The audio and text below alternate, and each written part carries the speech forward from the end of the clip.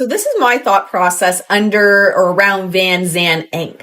If you look at the history, in 2010, it was actually started under someone's name that was Eric Rothschild, CEO, September 29th, 2010. Well, this is certainly a big update in the legal drama playing out between actors Blake Lively and Justin Baldoni. The judge has dismissed one of the complaints and laid out his reasoning in an order that is more than 100 pages long. We dug through the paperwork to bring you the very latest. Justin Baldoni's legal battle with Blake Lively just took a new turn. On June 9th, a federal judge dismissed his $400 million countersuit against his It Ends With Us co-star and her husband, Ryan Reynolds. Access Hollywood confirms. In a jaw-dropping twist that pushes Hollywood legal scandals into deeper deception, court records reveal Blake Lively may have covertly communicated with herself using a front company while exploiting the legal process to access private phone records of a former staff member, only to later block that individual from viewing the very evidence taken from her. This isn't mere celebrity gossip. It's a troubling misuse of the justice system that has legal professionals questioning whether Blake's actions veer beyond aggressive legal maneuvering into potentially unlawful behavior. The documents show Blake has been operating through a secretive entity called Van Zandt Incorporated, which filed what appears to be a fake lawsuit in September 2024 in New York County Supreme Court, with no defendant listed. That's right, a case with no one on the other side. The suspected motive? To fabricate a legal excuse to issue subpoenas and secretly collect personal communications from Jen Ael, a former employee of PR agency Jonesworks who later moved to Wayfair. Blake Lively is hiding behind a corporate mask called Van Zandt Incorporated, explained a legal expert familiar with the matter, adding that the tactic is not only deceptive but could be a violation of legal boundaries. Baldoni and his production company Wayfair Studios sued Lively and Reynolds for defamation in January and sought at least $400 million in damages. Using her shell company, Blake Lively subpoenaed Stephanie Jones and the PR firm Jonesworks for all data and records from Jen Abel's phone, without notifying anyone involved. What makes this especially alarming is the discovery that Blake's legal team was essentially communicating with itself in court. The same law firm represented both Blake and Van Zandt Incorporated until recently, when Van Zandt abruptly brought in separate legal counsel, a move that immediately raised suspicions with the judge. In effect, Blake was speaking to herself through her shell company, and the lawyers on both sides were part of the same team, pretending to be opponents. Blake Lively talked to herself through court filings while acting like they were different parties, one legal observer pointed out. It's almost sinister. But the scheme didn't stop at acquiring private phone data. After obtaining the information through Van Zandt, Blake put a highly restrictive protective order in place, with a tight confidentiality clause, in her lawsuit against Justin Baldoni and Wayfair. This created a no-win situation for the alleged victims. Blake could weaponize the data she got through her shell company, but the other side was barred from seeing or using that same information in their own defense. Now it's clear why Blake insisted on that protective order, and why she made the discovery process nearly impossible to access or file. According to documents obtained by Access, the judge also dismissed the director's libel lawsuit against the New York Times, in which he accuses the paper of working with Lively to smear him. According to a legal expert, the protective order includes a strict confidentiality clause, meaning that anyone accessing the information must sign a non-disclosure agreement. This setup creates a legal trap. If the victims somehow discover what Blake obtained, they still can't legally use it in their defense without risking being held in contempt of court. It's a tactic designed to mute the opposing side while giving Blake full control to selectively use information against them. What's even more troubling is the way Blake's legal team seems to be mocking Jen Abel, the former employee whose private phone data was allegedly accessed without her consent or awareness. Court filings show Blake's lawyers filed paperwork telling Abel, essentially, "We already gave you this discovery. It's over there, in a case that has nothing to do with you." They pointed to a subpoena and said, "Some of it's marked confidential, and even though you technically have access to it, you're legally forbidden from using it." When Abel went before the judge to demand disclosure of Blake's connection to Van Zandt, she stated, "This is her shell company. We need this information, it's our right." This is how they got their hands on the discovery. Blake's attorneys have reportedly admitted they used the Van Zandt case to collect evidence, but in the same breath argue that Van Zen isn't involved in any lawsuit connected to Blake Lively or the Wayfair defendants. We know in 2010, Blake and Ryan met on the set of Green Lantern. This is what I believe. In 2010, Eric Rothschild was put on paperwork as CEO, but it was actually Ryan and Blake that were running the company. And how do you come out as starting a Van Zandt company, Vancouver and Tarzana or whatever it is, the place that Blake Lively's from? It's a claim that has legal analysts shaking their heads in disbelief. Blake Lively is essentially insisting she's not involved in anything, using a loophole to manipulate the legal system while everyone in the courtroom knows Van Zandt is just a front for her. This is the most obvious abuse of the judicial process I've ever witnessed, said one legal observer. Throughout this complex legal chess match, Blake's legal team has remained combative, accusing Jen Abel and Wayfair of using the case as a tool to push a negative media agenda against Blake and her inner circle. In an unusually defensive court filing, Blake's shell company argues that Abel's legal motion is yet another attempt by Abel and Wayfair to continue their negative media campaign against Blake and her associates.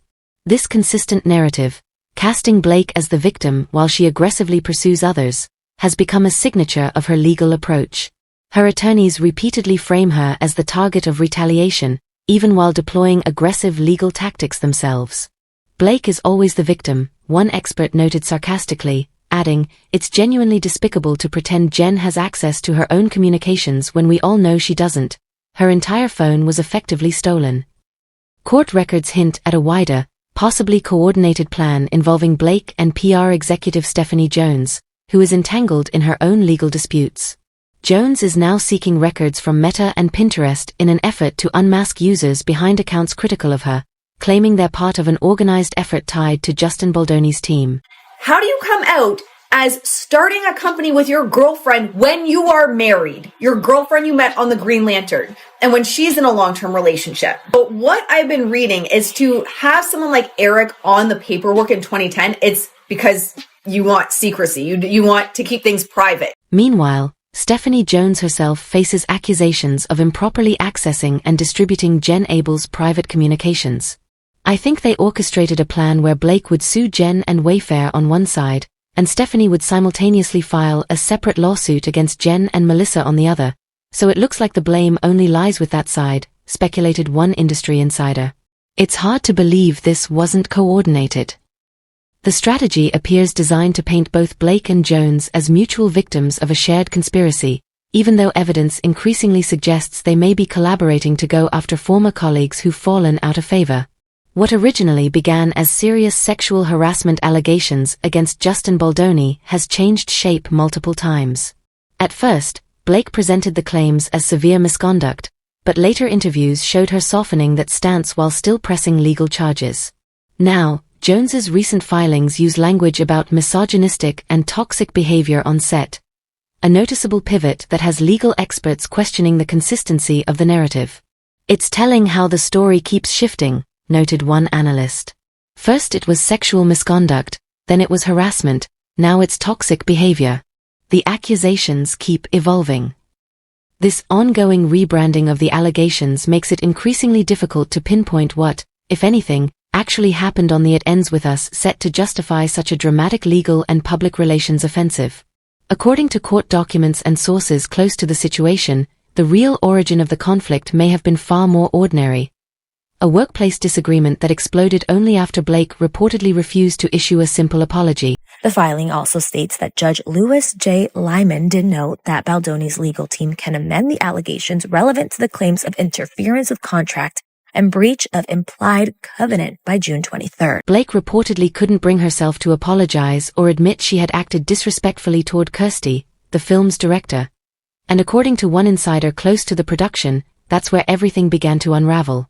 Instead of acknowledging a moment of unprofessional conduct, Blake allegedly shifted the narrative and positioned herself as the victim of retaliation.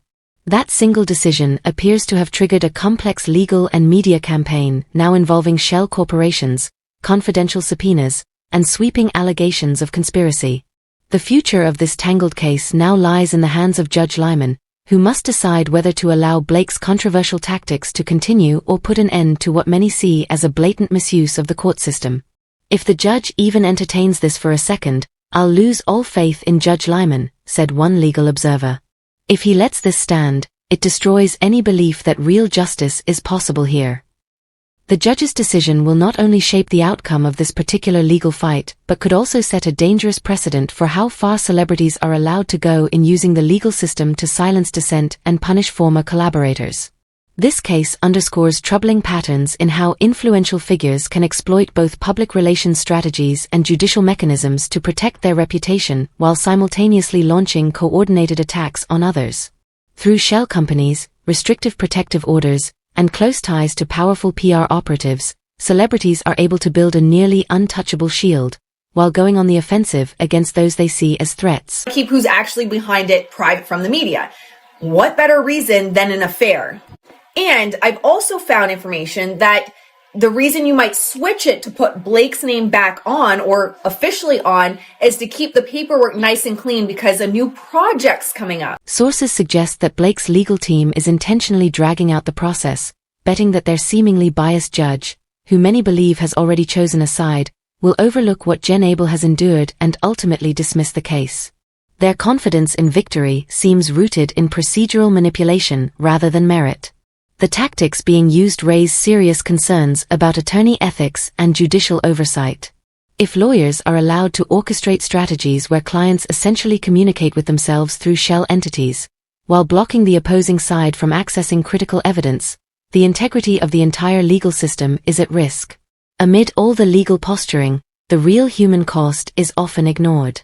Jen Abel, whose private communications were allegedly seized without her permission, is now being denied access to those very records to defend herself. "It feels almost sadistic," one observer noted.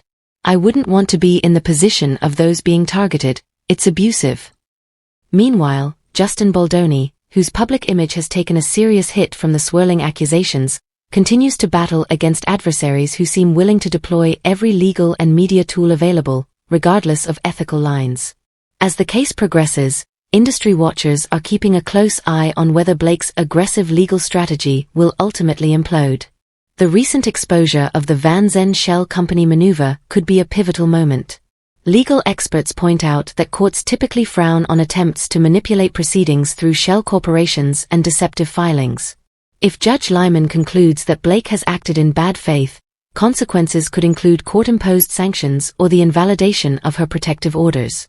Her team, however, dismisses the backlash, calling Abel's legal efforts just another attempt to use the courtroom as a platform for public relations. Well, I would say it could have been a new project, maybe, because all of a sudden her name showed up on it officially in 2023, a new project related to, I don't know, a sham Doe lawsuit to get text messages and a subpoena to blindside Justin Baldoni. That might be why Blake needed her official name on it rather than Eric Roth. Ironically, Blake Lively's team made a statement accusing the other side of weaponizing the legal system, a claim that, upon closer examination, may better reflect their own apparent strategy. What began as a relatively straightforward harassment allegation has spiraled into an intricate web of legal tactics, revealing just how far some public figures will go to control narratives and silence dissent. For an actress known for portraying America's sweetheart, Blake's legal behavior paints a starkly different picture, one of relentless ambition and a win-at-all-costs mentality. As one commentator bluntly put it, "If you're going to work in this industry, you need thick skin. If you can dish it out, you better be able to take it. But trying to destroy someone's life after they fire you? That's not integrity, that's the opposite of professionalism." While Blake may have found ways to navigate and even exploit the legal system, the court of public opinion is far less predictable. With each new revelation, her polished reputation continues to crack, revealing a figure willing to go to extreme, and potentially unethical, lengths to come out on top in a conflict she arguably created.